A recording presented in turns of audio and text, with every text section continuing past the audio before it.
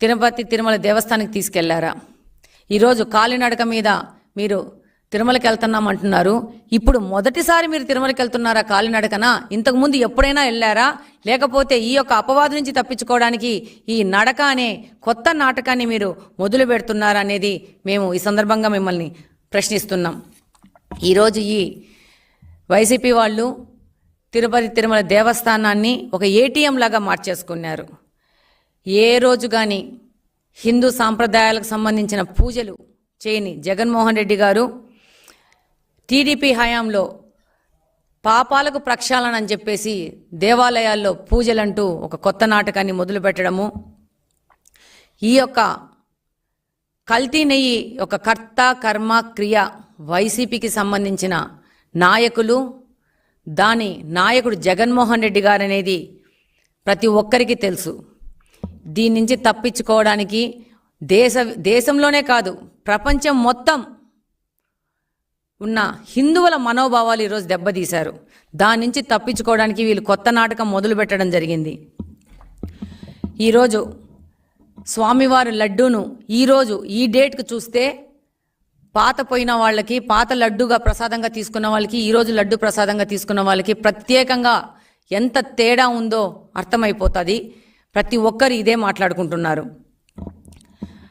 ప్రపంచవ్యాప్తంగా తిరుపతి తిరుమల దేవస్థానం యొక్క లడ్డూకు ఎంతో విశిష్టత ఉంది. ప్రతి ఒక్కరూ తిరుపతి లడ్డూ కోసం ఎదురు చూసే పరిస్థితుల నుంచి తిరుపతి లడ్డూ మనం తిన్నామా ఈ 5 సంవత్సరాల్లోనే బాధపడే స్థితికి ఈ వైసీపీ ప్రభుత్వము మన తిరుపతి తిరుమల దేవస్థానాన్ని తీసుకొని వచ్చింది.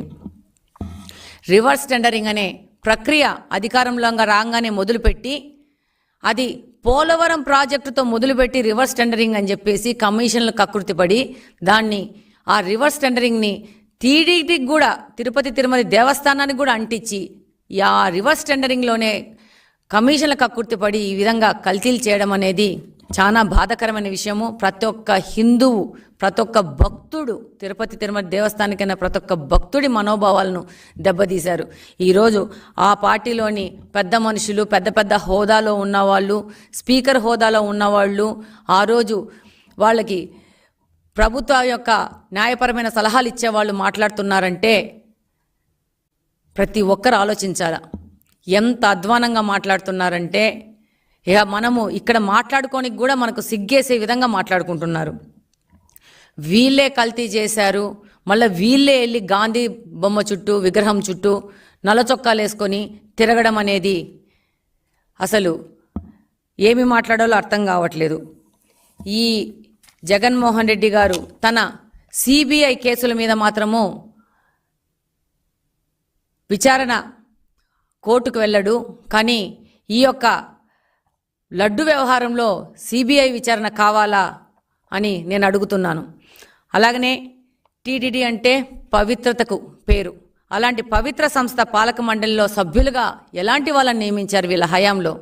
లిక్కర్ స్కామ్లో నిందితులైన వ్యక్తులని, హత్య కేసులో నిందితులైన వ్యక్తుల్ని ఇక్కడ పాలక మండలిలో సభ్యులుగా నియమించిన వ్యక్తులు ఎవరంటే ఈ జగన్మోహన్ రెడ్డి గారు. ఇలాంటి వ్యక్తులు పాలక మండలిలో చేరితే ఇలాంటి పనులు చేయకుండా ఎలాంటి పనులు చేస్తారు? ఎటువంటి విచారణకైనా సిద్ధమని చెప్తూ రెండో వైపు ఏ విధమైన విచారణ జరగకూడదని కోర్టుకు వెళ్తున్నారు జగన్మోహన్ రెడ్డి అండ్ గ్యాంగ్. ఒకవైపు విజిలెన్స్ విచారణ జరుగుతుంటే మరోవైపు వీళ్ళు కోర్టు మెక్కులు ఎక్కుతున్నారు.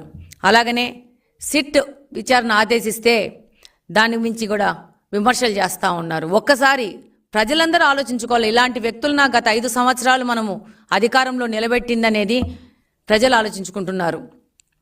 ఈరోజు హిందూ దేవాలయాల యొక్క పవిత్రతను మొత్తం నాశనం చేసిన వ్యక్తి, నాశనం చేసిన పార్టీ ఏదంటే వైసీపీ పార్టీ అని ముక్త కంఠంతో ప్రజలందరూ మాట్లాడుకుంటున్నారు.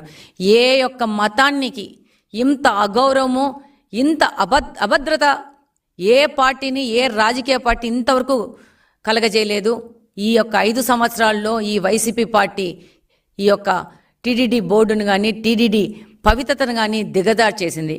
ఈరోజు సుప్రీంకోర్టుకు కూడా వెళ్ళి ఈ లడ్డు వ్యవహారం ఎవరూ మాట్లాడకూడదని ఒక గాగ్ ఆర్డర్ని తెచ్చుకునేందుకు జగన్మోహన్ రెడ్డి ప్రయత్నిస్తున్నారు అని అంటే ప్రతి ఒక్కరు ఆలోచించాలా. ఆ రోజు ఎలక్షన్స్ అప్పుడు వివేకానంద రెడ్డి గారి